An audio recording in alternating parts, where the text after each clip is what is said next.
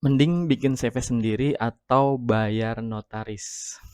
Siapa di sini yang masih bingung apa sih bedanya pembuatan CV dengan cara sendiri melalui notaris langsung atau dengan menggunakan biro jasa?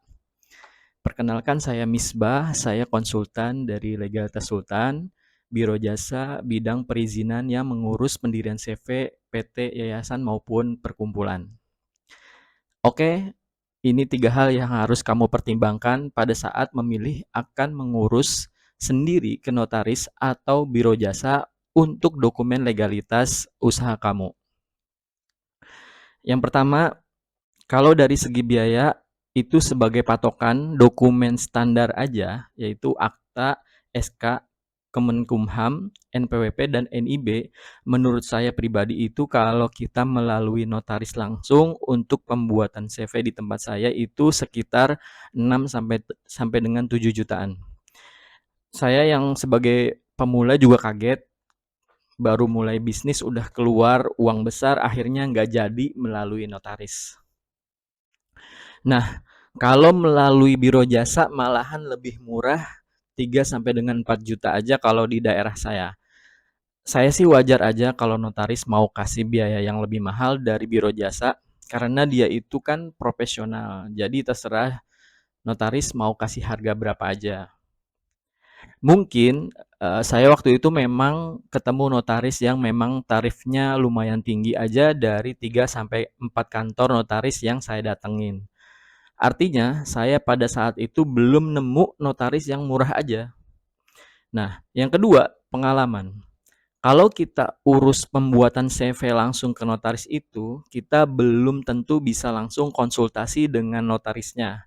Kantor notaris yang pernah saya datangi itu, waktu itu notarisnya nggak ada di tempat. Jadi saya hanya ketemu sama stafnya aja. Artinya, notaris bukan tidak berpengalaman, tapi biasanya mereka sibuk dengan schedule-nya. Makanya yang bisa mewakili untuk konsultasi itu staf notarisnya.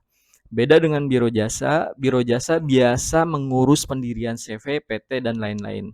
Kita bisa konsultasi langsung sama biro jasa. Jadi minimal dia paham dengan kebutuhan kita, dan kalau ke biro jasa setelah dokumen legalitas kita jadi, kita masih bisa konsultasi lagi. Tapi itu tergantung dari biro jasanya juga.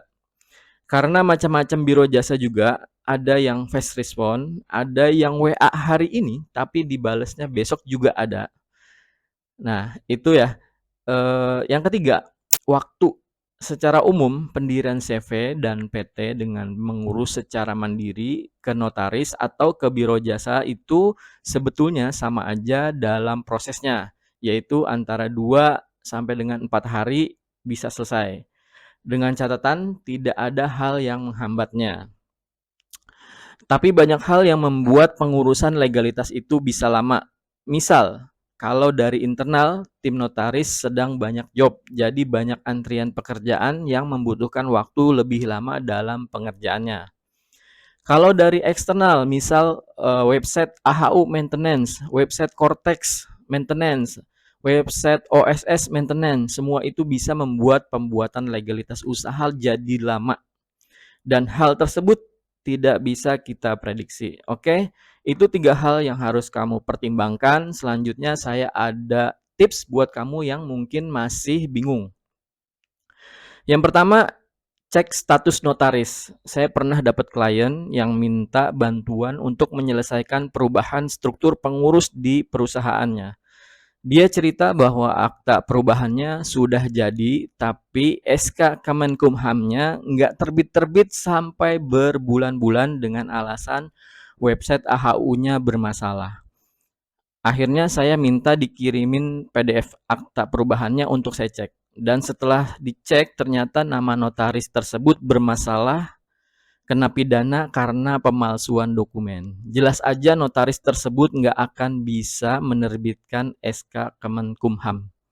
Bahkan izinnya ditarik. Pastinya akun AHU notaris tersebut juga diblokir. Nah, solusinya dengan ganti notaris atau saya bantu melalui notaris rekomendasi dari saya yang udah jelas track recordnya. Nah, yang kedua, mau hemat malah boncos. Saya juga pernah dapat klien yang mau buat CV, setelah perkenalan dia jujur bahwa udah proses buat CV secara online. Bahkan udah transfer uang, tapi berhari-hari nggak ada progres dan orangnya sulit dihubungi. Nah, solusi dari saya, cek nomor HP-nya di get kontak. Kalau ada keterangan penipuan berarti itu fix penipuan. Dan cek juga medsosnya, ada alamat kantornya kah? Jadi kalau ada informasi lanjutan bisa didatangi alamat kantornya. Dari saya jangan tergiur harga murah dan memberikan banyak benefit karena bisa jadi itu indikasi penipuan. Nah, yang ketiga, pastikan punya medsos yang jelas. Saya bersyukur dengan adanya YouTube ini banyak klien yang menghubungi saya. Sehingga saya mengambil kesimpulan bahwa ketika kita transaksi sebuah jasa, usahakan jasa tersebut punya media sosial seperti YouTube. Dengan kita menonton videonya aja, kita bisa mengenal orangnya.